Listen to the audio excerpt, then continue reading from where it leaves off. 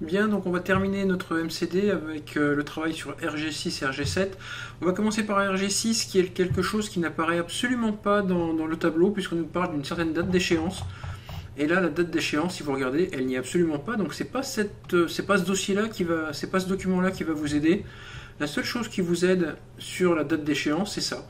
C'est qu'un planning des missions est tenu à jour. Il indique pour chaque mission liée à un dossier la personne infectée ainsi que la date d'échéance à ne pas dépasser.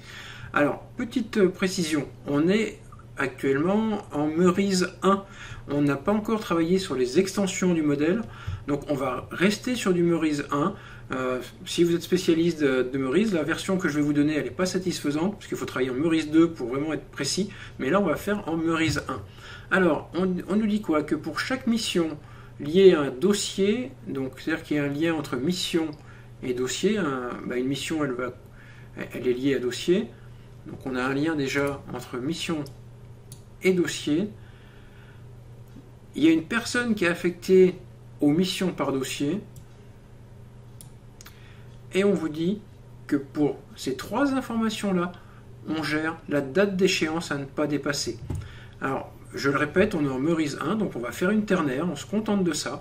Je vous ai dit également que les ternaires, maintenant, on doit plus vous demander de les comprendre que de les bâtir. Je reste sur mon idée et sur mon affirmation, mais à l'époque, on vous demandait aussi de les créer. Et c'est pour ça que le sujet était difficile, hein, et ça c'est le premier point difficile. Donc ça veut dire qu'il va falloir gérer la date d'échéance qui dépend de personnel, de mission et de dossier, ce qui veut dire que la date d'échéance, physiquement, elle est ici. Donc comme tout à l'heure, je vais couper ma vidéo pour simplement mettre tout ça au propre. Voilà, donc je reprends. Donc j'ai mis mon association que j'ai appelée affectation, ce qui me paraissait cohérent. J'ai mis du 1N entre personnel et ça, entre dossiers. J'ai juste mis ici éventuellement des missions sans dossier. Pour les spécialistes qui vont tiquer un peu, la faille de ma représentation en Meurize 1, elle est évidemment ici. En fait, c'est une agrégation pour les spécialistes, donc ça, on verra ça beaucoup plus tard, donc ne vous inquiétez pas. Donc ça veut dire qu'on a travaillé sur cette information-là. Maintenant, il va nous rester ça, commentaire, date du jour, nombre d'heures, et en fait, c'est ces trois informations-là. Nombre d'heures, commentaire et la date. Alors, on va tricher dans un premier temps, et on va travailler sur ça. On va dire, ça c'est une tâche. Toutes ces lignes-là, c'est un détail des tâches, je comprends pas pourquoi en fait le correction officielle n'a pas travaillé comme ça me paraissait beaucoup plus simple, mais c'est pas grave. Donc ici, vous avez une liste de tâches. Ce qui vous manque, c'est le code de la tâche, vous avez rien. On peut pas mettre comme identifiant la date 21-10, 21-10, 21-10, donc ça vous interdit d'utiliser la date comme identifiant. Ici, on vous donne des informations à gérer, commentaire, date de jour, nombre d'heures. Donc moi je vais tricher, je le répète, et j'ai créé une entité tâche avec la tâche code, donc qui n'apparaît pas là, tâche date jour, donc en fait j'ai utilisé ce qui est là, le commentaire, donc ce qui est là, et le nombre d'heures que j'ai oublié de vous mettre en fait. Donc je vais le mettre comme ça, NB heure.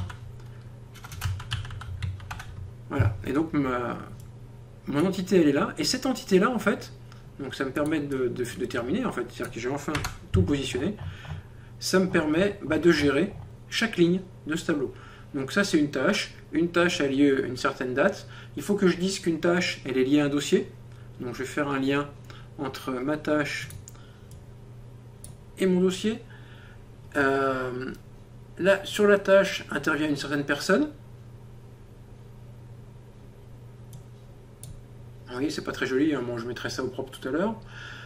Donc là, je retrouve bien ça. Il y a une mission sur la tâche. Ma mission, elle est là-bas. Alors là, ça va être affreux parce qu'il va falloir que, vous savez, vous me connaissez, il va falloir que ça va se couper. Donc je vais avoir de ça. Donc pour l'instant, c'est tout en vrac, c'est normal. J'ai des missions, j'ai l'heure et le commentaire donc, qui sont là-dedans. Et là, je suis bon, j'ai tout positionné. Donc pareil, je vais couper ma vidéo et puis je vais mettre ça au propre. Bien, donc voilà, donc vous voyez, j'ai bien modifié mon MCD. Alors j'ai un peu galéré pour pas que ça se coupe, vous savez que j'ai horreur de ça. Bon, ça c'est l'ancienne école, je vous le dis. Donc qu'est-ce que j'ai rajouté? J'ai dit qu'une tâche, elle était réalisée par un et un seul personnel, c'est ce qui est ici. Donc sur une ligne, vous avez bien qu'une seule personne. Elle prend en charge qu'une seule mission. Hein, elle concerne qu'une seule mission. Le problème, c'est qu'après, je suis un peu court au niveau des synonymes, et qu'elle ne concerne qu'un seul dossier. Là, voilà. Et pour une tâche, eh ben, j'ai le nombre d'heures et le commentaire. Le nombre d'heures, le commentaire et la date du jour qui est là. Voilà, et donc ça, c'est la solution qui me paraît le plus simple et qui est techniquement valable, évidemment. Je vous conseille, moi, de comprendre surtout celle-là. Hein. En fait, ce qu'il faut repérer, c'est qu'en fait, pour être très clair, vous avez un détail des tâches et que chaque ligne, c'est une tâche. Donc, ce qui manque, en fait, dans ce sujet-là, et je pense très sincèrement que c'est le même sujet à l'heure actuelle, on aurait rajouté tâche code, et puis tâche commentaire, etc. Ça aurait été beaucoup plus facile. Mais à l'époque, on n'avait pas ça. Donc, dans la vidéo prochaine, je vais vous montrer comment exploser ça et cacher ça, et ça va être encore plus compliqué, évidemment. A tout de suite.